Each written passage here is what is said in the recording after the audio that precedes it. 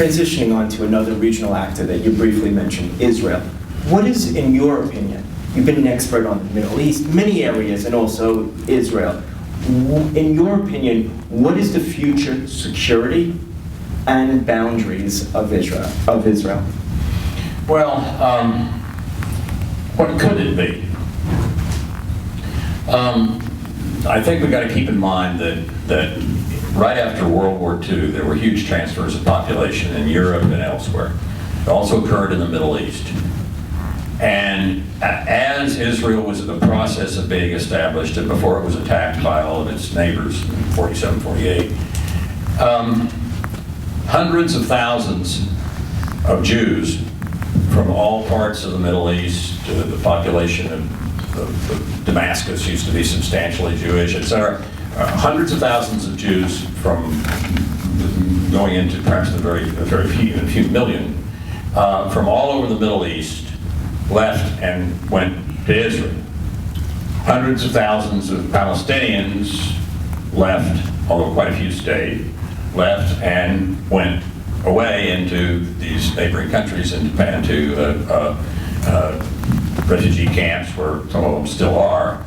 The only group in the world that gets declared refugees by the United Nations generation after generation after generation. It's not inheritable in any other circumstance except with the Palestinians. But nonetheless, you have a lot of Palestinians in the camps and some living in Beirut and Damascus and so on. And you have a lot of Israelis who come back to Israel.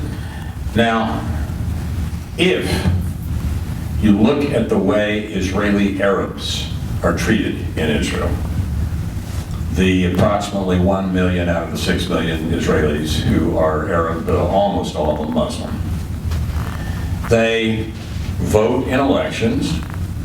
They have,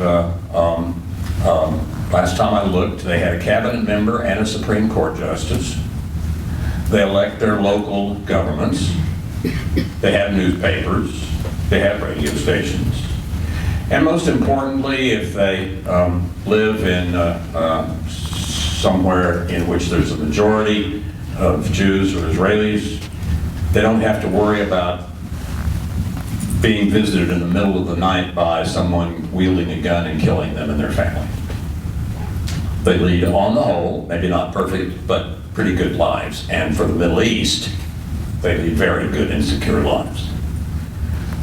The problem is that if we tried to set up a two-state solution in which Israel was on the one hand, and it was mainly Israelis and those Palestinians who want to stay treated as fairly as they are now. And on the other, there was a Palestinian state, largely with Palestinians, but with some Israelis who want to live in parts of that region where historically there's biblical ties to the area and so on. The operating question is, could those Israelis or Jews from other parts of the world living in a Palestinian state, could they go to bed at night with the same sense of security that the Israeli Arabs have when they go to sleep at night living in Israel? The answer is not on your life, not even close. The reason they have walls built around their settlements, the reason there are fights from time to time, is because the Palestinians are trying to murder them. Now, would it be a different and more lovely world if that were not so? Yes, it would be a much lovelier world. But it's not the world we've got. So any kind of a solution has to take account of the fact that without very substantial protection, Jews or Israelis both cannot live inside a Palestinian state without substantial military protection and construction of barriers and the like. And at some point, that may change. The Middle East occasionally will have a Sadat let's say, or someone come along who will take a stand. Unfortunately, like Rabin, the ones who are able and willing and prominent enough to try to work something out, like Sadat and Rabin, tend to get assassinated. But history is like that, and we have to keep trying. But anybody who comes to you and says, I know we can make the two-state solution work, I'd say, well, yeah, I think you can. I think it does now, but you got to do it with a lot of military protection for the Jews or Israelis who live in the West Bank or Judea and Samaria, whatever you want to call it.